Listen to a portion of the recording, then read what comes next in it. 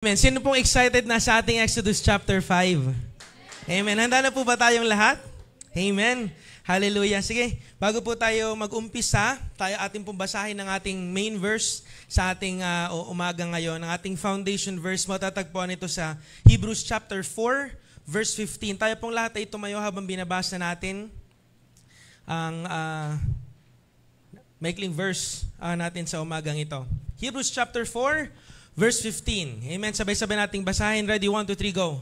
Ang ating pinakapinunong paring ito ay nakakaunawa sa ating mga kahinaan, sapagkat tulad natin, tinuktos siya sa lahat ng paraan, subalit kailanmay hindi nagkasala. Minsan pa, basahin natin. Ready? 1, 2, 3, go. Ang ating pinakapinunong paring ito ay nakakaunawa sa ating mga kahinaan, sapagkat tulad natin, tinuktos siya sa lahat ng paraan, subalit kailanmay hindi siya nagkasala. Amen. Tayong lahat ay, bago po tayo manalangin, the title, meron ako isang video dyan, isang mabilis lang na video, bago ko po sabihin yung title ng message natin for today. Handa na ba yung video? Ay, sino po dito nakapanood na ng nagha-harvest ng mga, di ba yung bigas na kinakain natin, bago po yan maging bigas, yan po muna ay palay. Okay, so yung palay na yan, ang kinebahan sa bigas tsaka sa palay is yung meron pa yung balot na brown. Okay, so sa amin, ipa ang tawag dyan. Yan, ipa. Ay, ipa din ba yan sa Tagalog? Yan. So, ang ipa po na yan, ini-store po yan sa isang malaking parang tangke. Yan, so i-play mo lang kahit wala ng sound. So, yung malaking tangke na yan, mga kapatid, puro yan bigas. Now, kapag ikaw daw ay napunta sa loob niyan, napakahirap pong makalabas dyan. Parang pag natrap ka sa loob niyan, habang nagsastruggle ka, habang gumagalaw-galaw ka kasi gusto mong makalabas, wag mo daw gagawin yan kasi habang ginagawa mo yon, lalo kang lumulubog pa ilalim na para kang nasa kumunoy. Tapos ang gagawin mo daw, mga kapatid, kapag nandun ka na sa ilalim o kapag alam mong nasa ilalim ka na, kasi ang gagawin yan, ibablock yan lahat ng hihingahan mo. Tapos yun na yung magiging kamatayan mo. Tapos maano na lang, pag nagsaing sila, merong buhok mo dun sa loob kasi may natrap palang tao doon. Amen. So, ang gagawin mo daw, kapag ikaw ay kung sakali mangyari daw yan, ay kailangan ikakap mo, ipakiplay lang ng pakiplay. Ikakap mo yung yung bibig mo, ganyan. Siguro pupunta ka doon sa may pinaka-wall nung tangkin na yan. Ikakap mo yung bibig mo para makahinga ka. Tapos, sisigaw ka ng tulong. Ayan, katulad niyan, ganyan ka para makasigaw ka, makahinga ka, tapos hihingi ka ng tulong. At aantayin mo may taong makakita sa'yo o makapagligtas sa'yo. Bakit? Kasi hindi ka makakalabas dyan nang walang tulong ng iba. Now, kung ikaw lang mag-isa, napakalungkot po ng bagay na yan. Pero kapag alam mo na may nakakaalam na nandun ka, napakasaya mo. Amen po ba? Kapag alam mo na merong nakakarinig sa'yo o kapag alam mo na merong alam dun sa sitwasyon na meron ka, yun yung pinakamasayang bagay siguro sa buhay mo kasi ibig sabihin, you get to live another day. Amen po ba? Kaya naman mga kapatid, parang tayo, nalulunod tayo sa napakaraming problema ng buhay natin na tila ba parang wala nang katapusan lahat ng problema natin. Na as we struggle, parang lalo lang tayo lumulubog. Amen po ba? Pero isa sa mga bagay na nakakapagpalubag ng loob, makakapagbigay sa atin ng kapayapaan, ay kung alam natin na merong nakakaalam na nandun tayo. That's why the title of our message for today, katulad ng verse na binasa natin kanina, na alam ng Diyos ang lahat ng kahinaan natin, the title of my message for today is, Alam Niya. Amen? So, tayo lahat ay manalangin. Lord, maraming salamat dahil alam mo ang aming kalagayan. Maraming salamat, Panginoon, dahil hindi man namin masabi sa ibang tao, hindi man alam ng ibang tao ang struggle ng bawat isa, O Diyos. Hindi man alam ng maraming tao ang nararamdaman namin. Lord, Ikaw alam mo at kilala mo kami. Lord, maraming salamat dahil naririnig mo ang bawat dalangin namin. Maraming salamat, O Diyos, dahil interesado ka sa lahat ng mga pagsubok na dinadanasan namin, Panginoon. Maraming salamat dahil Ikaw ang Diyos ng ng tagumpay at alam namin na dahil ikaw ay nagtagumpay, kaming mga anak mo ay magtatagumpay din dahil sa'yo. Maraming salamat, Panginoon, ikaw ang humawak ng buong service nito, O Diyos. Lord, ano mga pinaghandaan ko, O Diyos, alam kong wala itong kwenta, Panginoon, kung hindi mo kami sasamahan. Holy Spirit, do what only you can do. Lord, mangusap ka sa amin, Panginoon. Lord, teach us the specific things you want us to learn, Panginoon. The specific things na gusto mong sabihin sa amin, Panginoon. Alam kong kaya mo, alam kong may magagawa ka, Panginoon, pagkat ikaw ang Diyos na at wala kang katulad, Panginoon. Maraming salamat. Lord, hawakan mo ang aming puso, Diyos, ang aming mga isipan, Panginoon, na maunawaan namin ang sasabihin mo sa umagang ito. Pinupuri ka namin, pinapasalamatan sa pangalan ni Jesus. Amen and amen. Palakpakan naman natin ang Panginoon. Hallelujah. Amen. Tayong lahat ay mga kaupo. We are now in Exodus chapter 5. Amen. So, dito sa Exodus, napapansin ko medyo mabagal tayo. Medyo hindi tayo katulad ng Exodus na first Sunday, Exodus 1, next Sunday, Exodus chapter 2, Exodus chapter 3. Kaya, Genesis pala. Genesis chapter 1, Genesis chapter 2. Pero dito napapansin ko na sa Exodus medyo mabagal tayo. And I think Exodus 5 na tayo, pero feeling ko pinag-aaralan natin for 10 weeks. Amen. Pero yan ang kagandahan ng salita ng Panginoon kasi habang ninanamnam natin, mga kapatid, nakikita natin yung worth. Nakikita natin yung gamit ng salita ng Panginoon sa ating buhay. Amen ba? Amen. So minsan it's really good to take it slow. Na hindi ka nagmamadali, na ninanamnam mo ang bawat sinasabi ng Panginoon sa kanyang mga salita. So Exodus chapter 5, ang Exodus chapter 5 po ay napakaikli lang. Meron 22 verses, ang ibang mga chapters na pinag-aaralan po dito minsan umaabot ng 46, 47, amen, minsan nasa 50 pa yan, pero ito nasa 22. Tama ba ako? 22 or 27, basta maikli lang siya. So babasahin po natin, mga kapatid. Ready na po ba tayo? Amen. Susundan niyo po ako sa pagbabasa, and I hope na meron tayong mga Biblia, mga kapatid. Ang mga Biblia natin, hindi po yan iniiwan sa bahay, yan po dinadala sa church. Amen. Maging kultura natin na kapag pupunta ka sa church, dala mo yung Biblia mo. Pag pupunta ka sa church, dala mo yung gamit mo, yung pang-aral mo.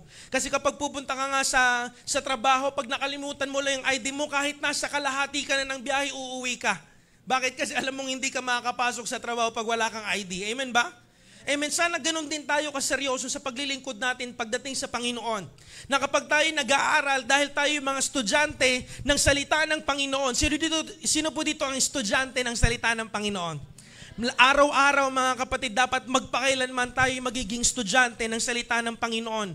Wala na tayo ibang gagawin pa sa buhay natin na makabuluhan, kundi pag-aralan yung salita ng Panginoon sa buhay natin. Kung ano ba yung sinasabi ng Diyos sa ating buhay. Amen. So, chapter 5, verse 1, sisimulan ko na po ang pagbabasa. Pagkatapos nito, yung nito na yan po yung scene na kung saan sila Moses at si Aaron ay pumunta na dun sa leaders ng mga Israelita para ipakita yung mga signs na binigay ng Panginoon. Amen. So, dun sa harap ng mga Israelita, pinakita nila yung tungkod na naging ahas, pinakita nila yung tungkod lang na naging ahas ata yung pinakita nila at naniwala na agad sila. Hindi na kailangan pang magamit yung mga ibang signs na binigay ng Diyos. Bakit? Kasi pinangako na ng Panginoon na kay Moses, nasabi ng Diyos kay Moses, makikinig sila. Si Moses lang namang itong nagdududa at laging nagbibigay na excuse, Lord, paano kung hindi sila makinig? Hello? Amen. Pero ang Diyos mismo, pag nangako siya, mangyayari yung sinasabi niya. Sabi nito, pagkatapos nito, nagpunta sa Faraon sila Moses at Aaron. Sinabi nila, and by the way mga kapatid, natutuwa lang ako kasi si Alejandro, pinag-aralan niya yung topic last Sunday. And I hope meron tayong ganong attitude na hindi lang kayo basta maniniwala sa sinasabi ko dito sa pulpito, kundi kayo din sa pagdating sa bahay natin, pag-aralan ulit natin. Basahin ulit natin. Bakit? Kasi ang Diyos, kahit sa isang verse lang, lagi siyang merong bagong pangungusap. Lagi siyang merong, kahit yung verse patungkol sa faith, minsan tuturuan ka niyan about anger. Kahit ang verse patungkol sa giving, minsan tuturuan ka niyan about love. Amen. Bakit? Kasi yung salita ng Diyos, yan ay buhay. Amen. Kaya naman mga kapatid, pag-aralan, basahin natin, minsan pa pag-uwi natin sa bahay para meron kang sariling baong pag-aaral sa mga salita ng Diyos sa pinag-aaralan natin dito. Anyway, balik tayo. So, sinabi nila, ipinapasabi ni Yahweh, ang Diyos ng Israel, napayagan ninyong pumunta sa ilang ang kanyang bayang Israel upang magpista bilang parangal sa kanya. Sinong Yahweh? Sino siyang nag-uutos sa akin na payagan kong umalis ang mga Israelita? Wala akong kilalang Yahweh. Hindi. Hindi ko papayagang umalis ang mga Israelita, sagot ni Faraon. So, here comes a Pharaoh, a mere man. Pero sabi niya dun sa una, sinong Yahweh? Makikita natin mga kapatid na ang Egypt ay isa sa mga bansa na maraming Diyos. Kaya kung makikita niyo yung sagot niya, sinong Yahweh? Bakit? Kasi marami siyang kilalang Diyos. And in fact, in Egypt, the kings or the pharaohs are also considered as gods. They are considered the children of the sun, mga anak ni Ra, yung Ra, yun yung pangalan ng Diyos nila doon. At sabi niya, sino siyang nag-uutos sa akin para payagan kong umalis ang mga Israelita? Here is a mere person, mga kapatid, tingin sa akin lahat, challenging a very powerful God. At alam na natin na nangyayari mga kapatid, every time a mere person is challenging a very powerful God, laging napapahiya ang mga tao. Dahil wala tayong binatbat, wala tayong may pagmamalaki sa Panginoon. But here comes a mere man and he's challenging the name of the Lord. At alam natin na dito pala nagpakilala ang Panginoon. Sabi niya, wala akong kilalang Yahweh. Hindi ko papayagang umalis sa mga Israelita, sagot ni Faraon. Sabi nila, nagpakita po sa amin ang Diyos naming mga Hebreo, kaya isinasamo naming payagan na ninyo kaming maglakbay ng 3 araw, papunta sa ilang upang maghandog kay Yahweh na aming Diyos. Kung hindi, lilipulin niya kami sa pamamagitan ng sakit o digmaan. Hindi ko po alam kung saan ito napulot nila Aaron at ni Moses, pero clearly, hindi po ito yung sinabi ng Panginoon. Hello? Hindi, wala siya sinabing sakit o digmaan na mapupunta sa mga Israelita pag hindi sila pumunta. But anyway, ito yung sinabi nilang dahilan. Verse 4, sinabi ng hari ng Ehipto, kina Moses at Aaron, at bakit ninyo ilalayo ang mga tao sa kanilang trabaho? Bumalik kayo ngayon din sa inyong mga trabaho. Mas marami nga ang mga Hebreo kaysa sa mga Ehipsyo, nais pa ninyong tumigil sila sa pagtatrabaho? Sinabi sa kanila ni Faraon, nang araw ding iyon, ipinatawag ng Faraon ang mga tagapangasiwang Ehipsyo at mga kapatas na Israelita. Pag sinabi pong kapatas, sila yung mga leaders ng Israelites. Amen? So, wag na ninyo silang bibigyan ng dayaming ginagamit sa paggawa ng tisa. Hayaan ninyong sila ang manguha ng gagamitin nila at ang dami ng gagawin nila ay tulad din ng dati. Huwag babawasan kahit isa. Tinatamad lang ang mga yan kaya nagpapaalam na maghahandog sa kanilang Diyos. Lalo ninyong damihan ang kanilang gawain at lalo silang higpitan sa pagtatrabaho para hindi sila makapakinig ng kung ano-anong mga kasinungalingan. So nakita natin mga kapatid yung response ni Pharaoh dun sa sinabi nila Moses at Aaron na nung sinabi nila na palayain na ninyo ang mga Israelita, lalo pang binigatan ni Pharaoh yung mga gawain ng mga Israelita. That time po mga kapatid, sila yung mga tagagawa ng bricks. And again, I'm telling you this na sinabi ko na rin before, hindi po yung mga Israelita ang gumawa ng pyramids. Okay? Hindi po sila katulad ng mga kumakalat ngayon na chismis lang po yon. So hindi sila yung mga gumawa ng pyramids. Ang mga ginawa nila ay mga temple. And doon sa mga temple na yun, ang gamit nila ay bricks. Doon na invento yung unang technology nila sa paggawa ng mga malalaking structure, and that's bricks. Now, yung bricks po ay parang, parang hollow blocks lang na yan na siniksik na isang pa-square. Pero ang nagpapatibay po dyan ay yung dayami. Ang dayami po ay merong acidic content na kapag hinalo siya sa pinanggagawa sa clay na pinanggagawa nila ng bricks, yan po ay nagiging matibay. Hello, parang yung mga bakal natin, kapag gumawa ka lang ng ganyang konkreto, tapos hindi mo yan nilagyan ng bakal, kapag inapakan yan, madudurog yan. Amen? Pero kapag ang bricks merong dayami, talaga magiging matibay yan. At bukod pa doon mga kapatid na hindi na sila bibigyan ng dayami, same content pa rin o same quota pa rin ang kailangan nilang gawin kahit sila na yung kailangan maghanap kung saan sila makakakuha ng dayami. Alam niyo po, yung quota-quota na po ito, yan po ay documented sa Egypt. Nakakita po sila ng mga dokumento na kung saan merong kota ang bawat grupo ng Israel at doon nila nakita na totoo nga yung nangyaring ito. Totoo yung pangyayaring ito na sinasabi sa Biblia at hindi lang tumahaka-haka, kundi this is provided or this is backed up with evidences and at the same time, eyewitnesses. At ito po mga kapatid ay libo-libong taon na nangyari mula sa atin and still it is something true. Ang salita ng Panginoon mga kapatid, kailanman ay hindi magsisinungaling. Kung kailan gusto mong lumaya, saka naman dumarating yung mas maraming pagsubok sa buhay. Amen po ba? Minsan kung kailan ka nagtatry magbago, kung kailan ka nagsisimula ng magsimba, bakit parang dumadami yung mga pagsubok sa buhay natin? Hello? Bakit kasi ang strategy ng kaaway para ma-discourage ka sa paglilingkod mo sa Panginoon ay damihan yung pagsubok sa buhay mo. Damihan yung pagsubok na nararanasan mo para humina ang loob mo at huminto ka na sa paglilingkod mo sa Panginoon. Kapatid, tayo'y mga Kristiyano at habang dumadami ang pagsubok mga kapatid, dapat nalalaman mo na kaya dumadami yung pagsubok. Ibig sabihin tama yung ginagawa ko. Ibig sabihin tama yung paglilingkod na ginagawa ko kasi if it's not threatening the kingdom of Satan, hindi kanya gagalawin. Hello, palapakan naman natin ang Panginoon. Kasi kung hindi ka threat para sa kanya, ay hayaan mo na yan. Hayaan mo na yan si Ralph. Wala namang kwento yung ginagawa niyan. Sige lang, magpatuloy ka lang. Pero kapag ikaw yung Kristiyano na sumusunod sa Panginoon, na lahat ng mga ginagawa ng kaaway, ipinapanalangin mo, na lahat ng mga nanghihina ang loob, sinasamahan mo, pinapalakas mo, at tumutugon ka sa tawag ng Panginoon. Kapatid, if you are a threat to the kingdom of Satan, bibigyan ka niya ng mas maraming problema.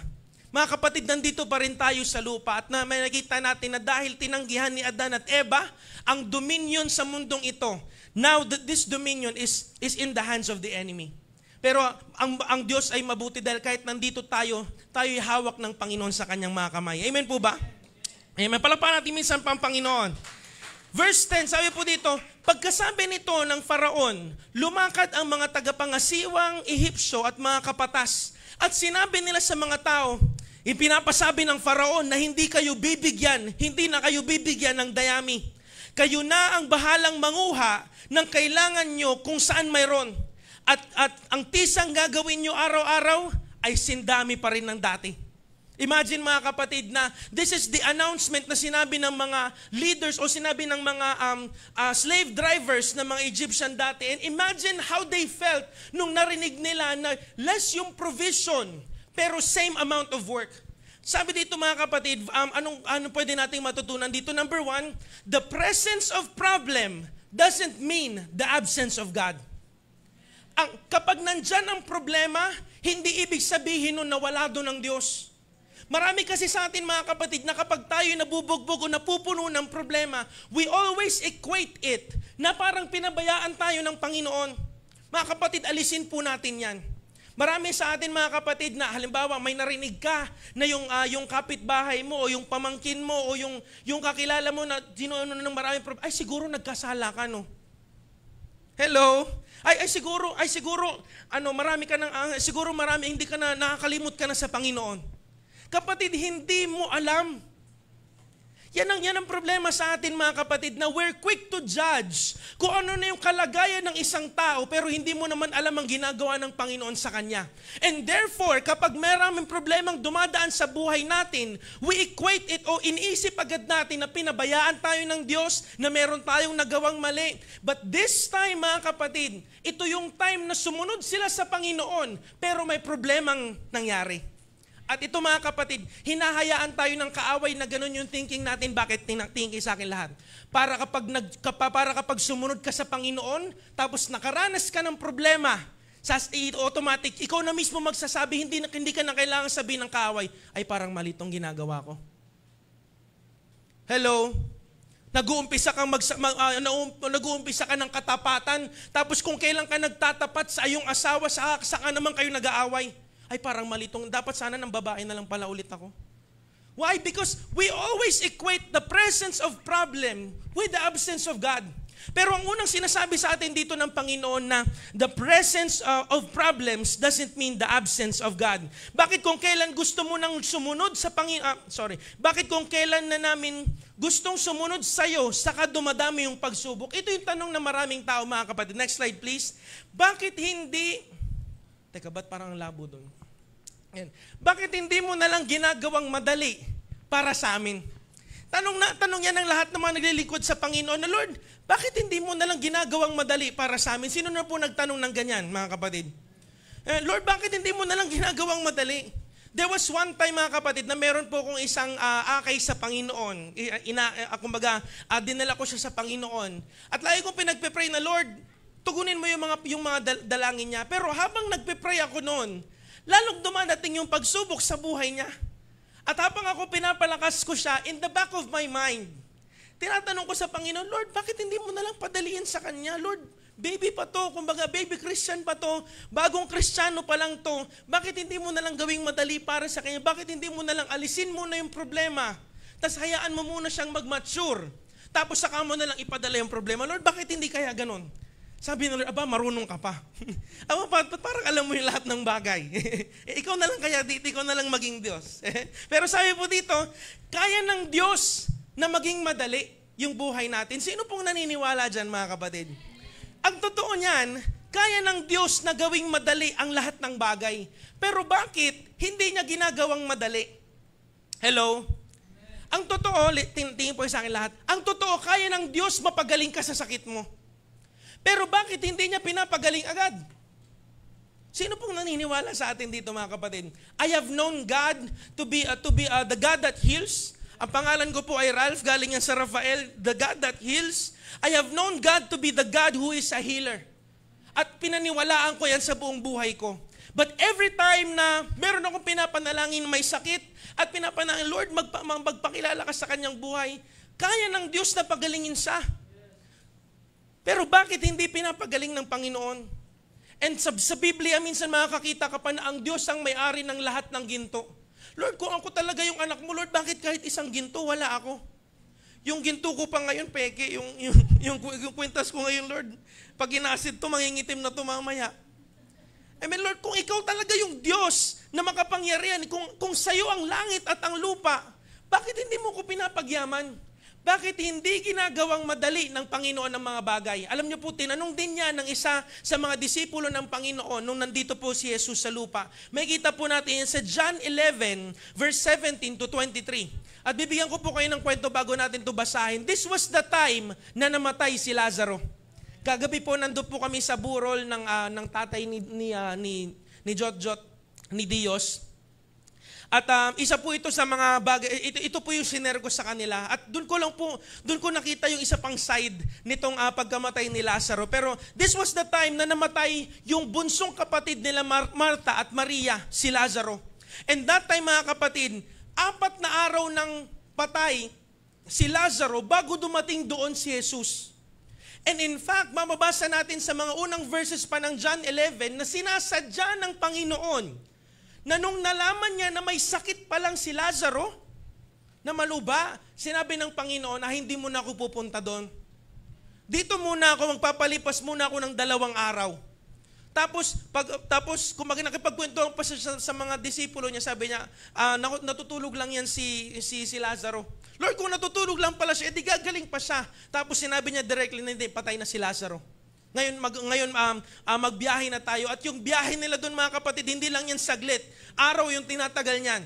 So pagdating ni Lord doon, 4 na araw ng patay si Lazaro. Verse 17, sabi dito, nang dumating si Jesus sa Betania, nalaman niyang 4 na araw nang nakalibing si Lazaro. Nalaman ni Lord na malubha pa lang yung kalagayan niya, but this time, wala na, tapos na. 4 na araw nang patay si Lazaro. Verse 18, may 3 kilometro ang layo ng Betania sa Jerusalem. Kaya maraming Hudyo galing sa Jerusalem ang dumalaw kina Marta at Maria upang makiramay sa pagkamatay ng kanilang kapatid. Nang marinig ni Marta na dumating na si Jesus, remember, they are already weeping for 4 days sa pagkamatay at saka pa lang nila nalaman na dumating si Jesus. Nang marinig ni Marta na dumating na si Jesus, sinalubong niya ito, pero si Maria ay naiwan sa bahay. Sinabi ni Marta kay Jesus, ito po yung gusto kong i-highlight sa bawat isa. Panginoon, nung nakita niya si Jesus, Panginoon, kung nandito lang po kayo, ay hindi sana namatay ang kapatid ko. Hello? Sino po ang nagtatanong yan mga kapatid madalas na, Lord, kung nandito ka lang sana, Lord, kung sinagot mo sana yung panalangin ko, Lord, kung pinagaling mo lang sana yung mahal ko sa buhay, di sana hindi siya namatay. Lord, kung sana provide mo yung pangangailangan namin, hindi sana kami nabaon ng ganito. Lord, kung naging tapat ka lang sana sa pangako mo sa amin, Lord, di sana hindi nangyari to. And it was the same question that Maria was asking. Sabi niya, Panginoon, kung nandito kayo ay hindi sana namatay ang kapatid ko. Ngunit kahit ngayon, alam kong ibibigay sa inyo ng Diyos ang anumang hingin ninyo sa Kanya. Sinabi ng Diyos, muling mabubuhay ang kapatid mo. Pero mag-focus po tayo dun sa sinabi ni Maria na, Lord, kung nandito ka lang sana, kaya mong pagalingin yung kapatid ko. Kaya ng Diyos pagalingin. Kaya ng Diyos mag-provide. Pero bakit hindi siya nagpo-provide? When we don't understand what God is doing, tingin sa akin lahat, we often ask the wrong question. Kapag minsan hindi na natin maunawaan yung nangyayari sa atin, kapag hindi na nagme-make sense lahat ng bagay ng mga pagsubok na dinadaanan natin, madalas, mali yung tanong natin. Sabihin nga mo sa katabi, mali yung tanong mo. Amen. We often ask the wrong thing. Why? We ask the wrong questions. Next slide. We ask the wrong question because we do not understand the goal. Mali yung nagiging tanong natin sa Panginoon kasi hindi natin nauunawaan yung gustong mangyari ng Panginoon sa buhay natin. The goal was not to make it easy for you. The goal was to make you strong.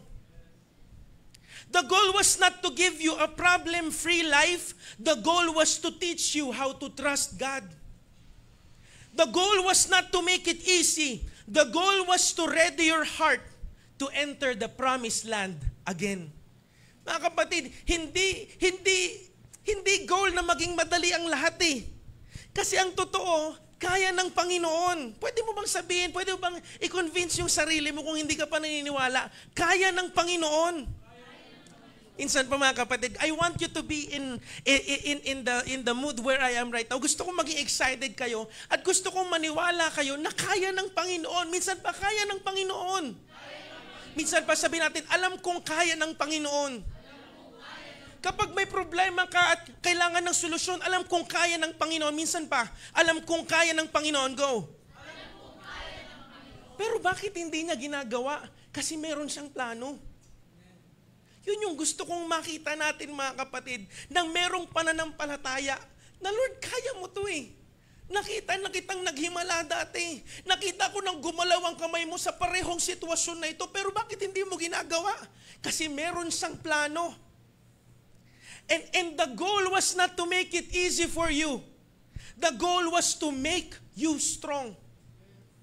Nasa pamamagitan ng mga pagsubok na dumadaan sa buhay natin, Lord, gusto kong lumaya ang mga Israelita, pero bakit parang mas umirap pa yung pagsubok? Bakit parang mas nadagdagan pa yung mga pagsubok nila? Because the goal was not to make it easy for them, the goal is to make you strong. The goal is not to give you a problem-free life.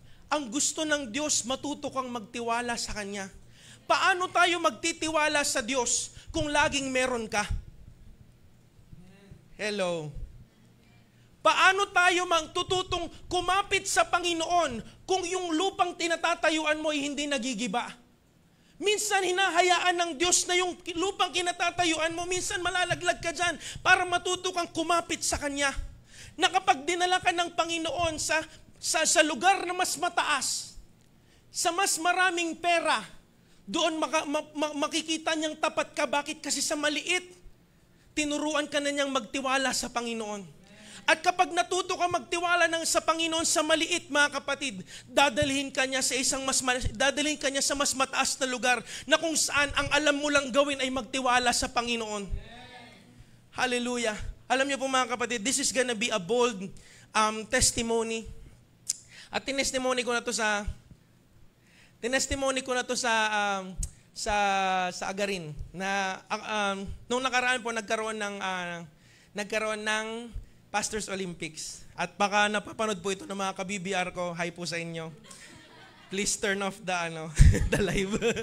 And then, nagkaroon po ng Pastors Olympics na nakaraan. Siyempre pag Pastors Olympics, papagawa kayo ng jacket ay ng uniform.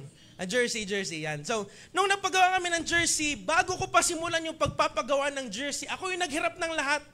Ako yung nanguha ng sizes nila. Galing pa po yan sa mga iba't ibang mga lugar, katulad ng Bulacan, Batangas, mga parte ng Rizal, basta sa Tumawini pa yung iba. Ako talaga yung naghirap, talagang kinuha ko yung mga sizes nila.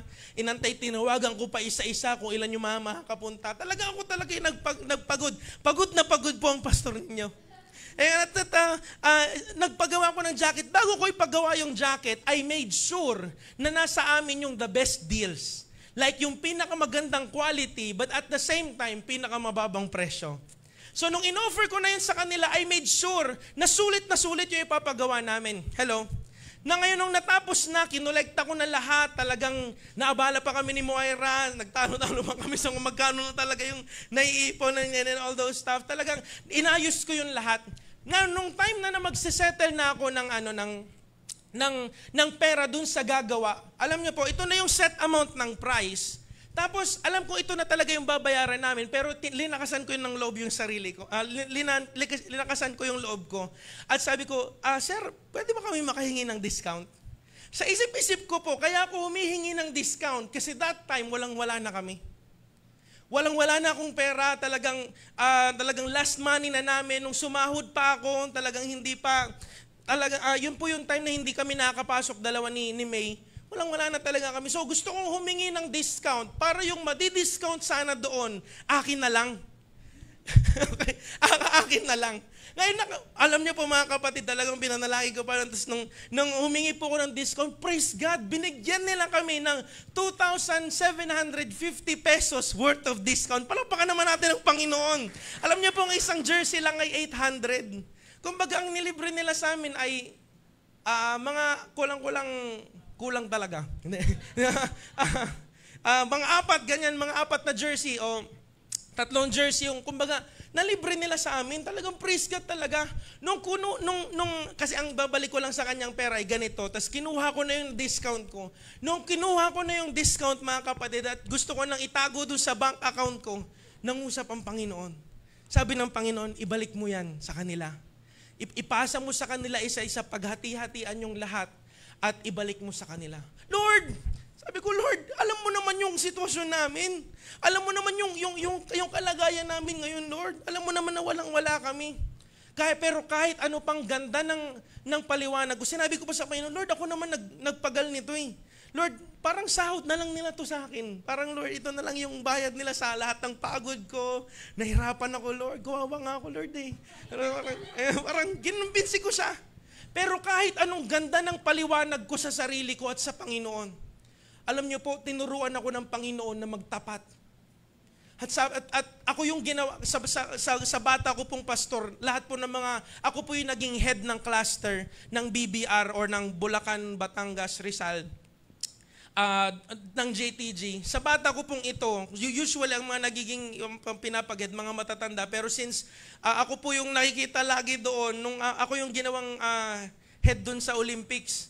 And so, sabi ng Panginoon sa akin, kung gusto mong magkaroon ng isang cluster na merong katapatan sa Panginoon, kailangan magsimula sa'yo. Maging tapat ka sa akin, may nakakakita man o wala.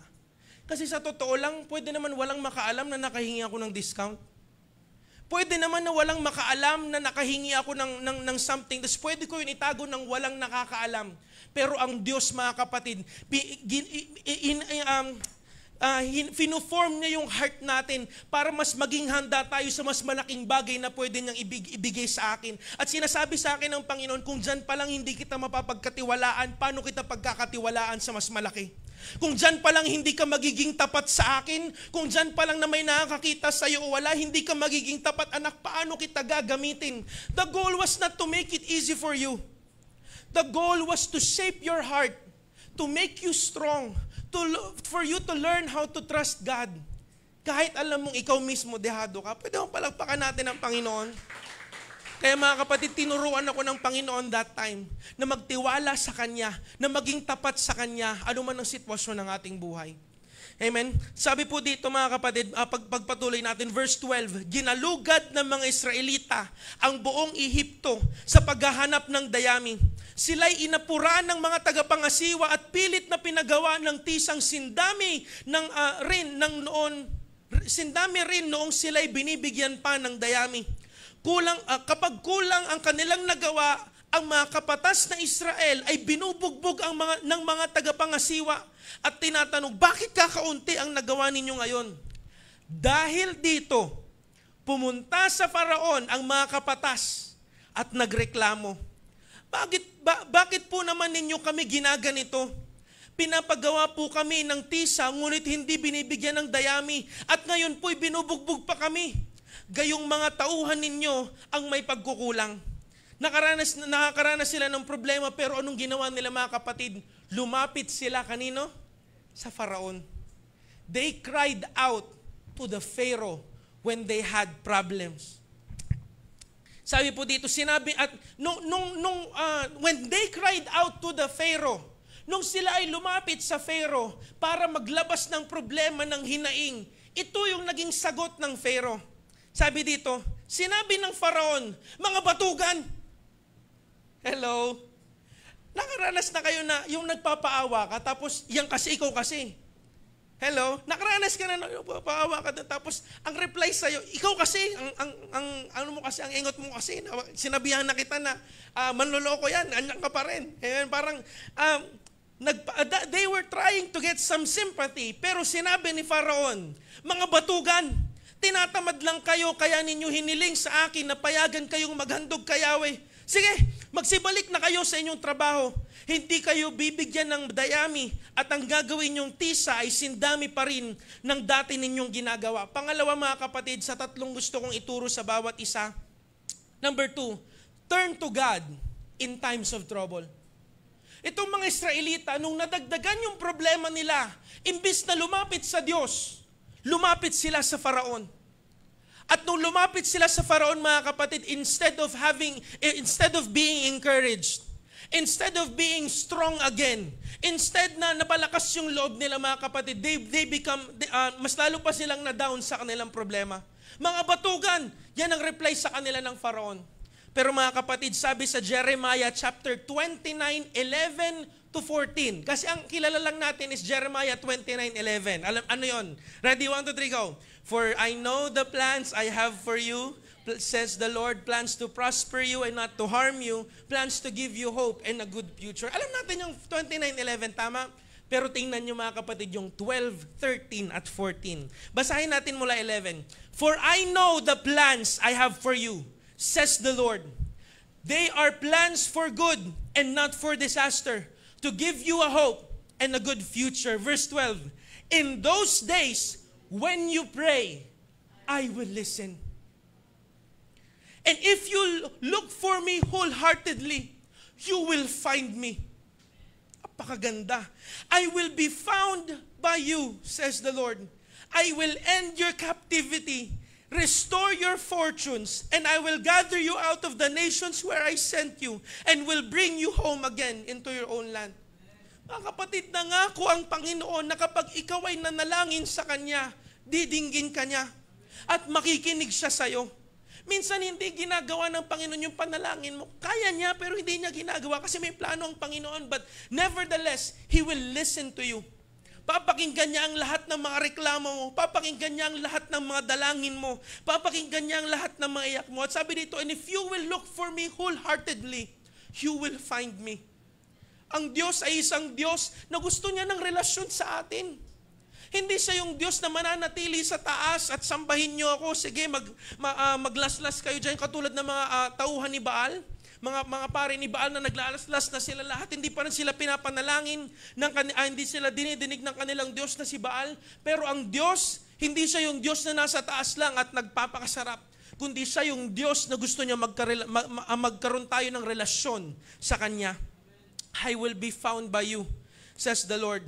Mga kapatid, ito yung nakakapagtaka, na yung Diyos na pinaglilingkuran natin, ito yung pangako niya sa atin. Pero most of the time, we always go to Pharaoh. Hello? Ito yung pangako sa atin ng Panginoon, pero sa tuwing nagkakaproblema tayo, we always resort to something else. We always resort sa ating trabaho. Hello? Ang trabaho ang laging pinagkakatiwalaan natin, pero yung trabaho yun, yan lang nagpapapagod sa'yo, yan lang yung nagpapabreakdown sa'yo, yan lang yung dahilan kung bakit ka nagiging stress lagi-lagi. But when you have problems, all we resort is our money, our work, anything that we have, anything except for the Lord. Pero ito yung pangako sa atin ng Panginoon na kapag nanalangin tayo sa Kanya, when you have troubles, we need to turn to God. Hello? Next slide please. Sabi po dito, nakita ng mga kapatas ang hirap ng kanilang katayuan nang sabihin sa kanilang sindami rin ng dati ang kanilang gagawin. Pag uwi nila mula sa pakikipag-usap kay Faraon, nakita nila sa daan sila Moses at Aaron na naghihintay sa kanila. Sinabi nila sa dalawa, parusahan sana kayo ni Yahweh. Dahil sa ginawa niyong ito, nagalit sa amin ang Faraon at ang mga tauhan niya. Binigyan pa ninyo sila ng dahilan para patayin kami. Can you imagine the scene, mga kapatid? Na sila Moses at Pharaoh, sila Moses at Aaron, yung naging dahilan kung bagay sila yung nag-joke kay Pharaoh na dagdagan pa. Tapos nagkita ngayon yung mga trabahante. Nakita na yung mga muntik na magbubugan dito, muntik na silang kumbaga kuyugin dito. Ganun yung scene dito. Pero sabi sa verse 22, ito yung kinaibahan ng mga Israelita kaila Moses at Aaron. Ito yung verse 22. At ito na po yung last verses, hanggang 23 lang pala siya. Verse 22, kaya nanalangin si Moses, Yahweh, bakit po ninyo pinahihirapan ng ganito ang inyong bayan? Bakit pa ninyo ako sinugo kung ganito rin lang naman ang mangyayari? Mula nang makipag-usap ako sa Faraon ay lalo niya pinahihirapan ng iyong bayan. Ngunit wala kayong ginagawa upang tulungan sila. Okay, mamaya na tayo dyan sa naka-highlight na dyan. Pero look at what Moses did. Kung yung mga Israelita, nung nadagdagan yung problema nila, when they realized that they have a problem, they cried out to Pharaoh. Pero ibahin nyo si Moses. Nung nalaman niya na nadagdagan yung problema nila, he cried out to God. And when he cried out to God, he was honest with God. Hindi sabi, Lord, makapangyarihang Diyos, mabuti ka, alam ko hindi ito mangyayari. Pero iba yung dalangin niya eh. Yahweh, ba't ba ako pinadala dito kung papahirapan mo lang din naman sila?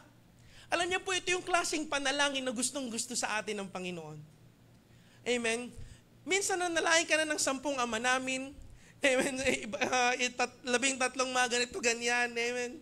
Pero ang pinakamagandang panalangin na pwede nating magawa sa Panginoon ay yung panalangin, yung totoong panalangin na nanggagaling talaga sa puso mo. Yung panalangin na hindi kinabisa. Yung panalangin na galing sa'yo kahit pa gusto mo magtampo sa Panginoon, makikinig siya sa'yo. Ganon siya kainteresado sa lahat ng nangyayari at sa lahat ng nararamdaman natin. At ganon yung naging panalangin ni Moses dito. At sabi niya, mula na makipag-usap ako sa Faraon ay lalo niyang pinahirapan ng iyong bayan, ngunit wala kayong ginagawa upang tulungan siya. Look at this. Kanina, a mere man challenging a powerful God.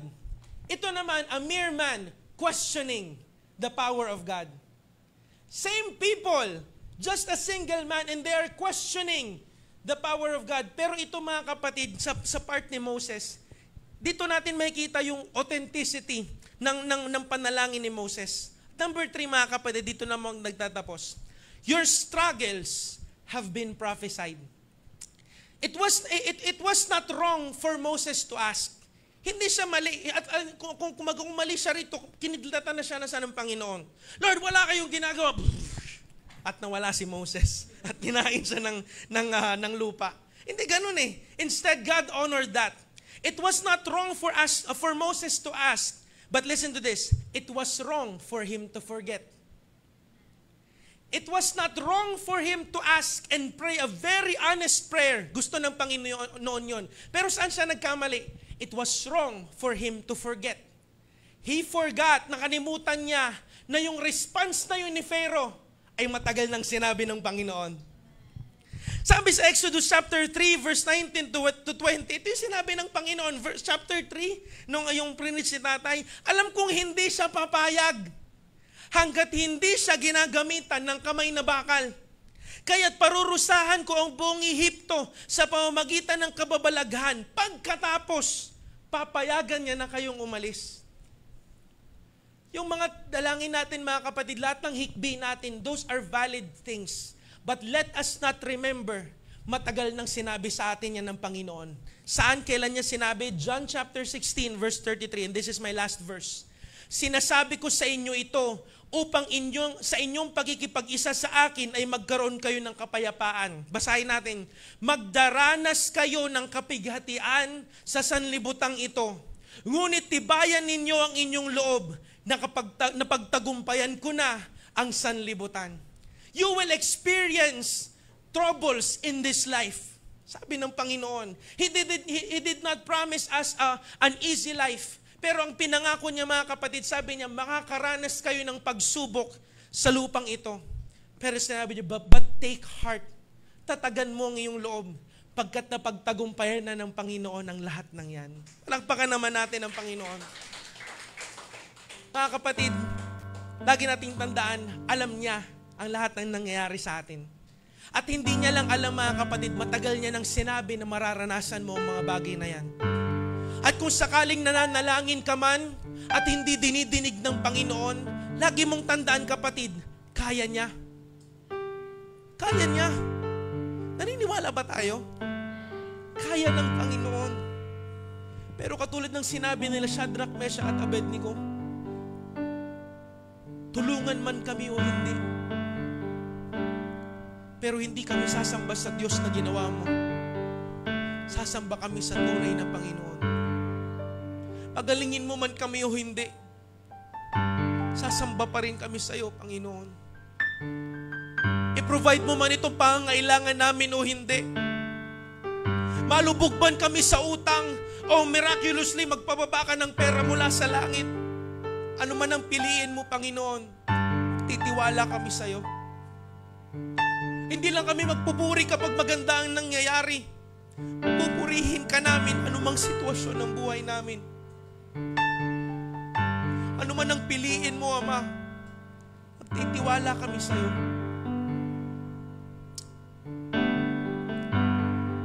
Thank you, Jesus. Pwede bang tayong lahat ay tumayo?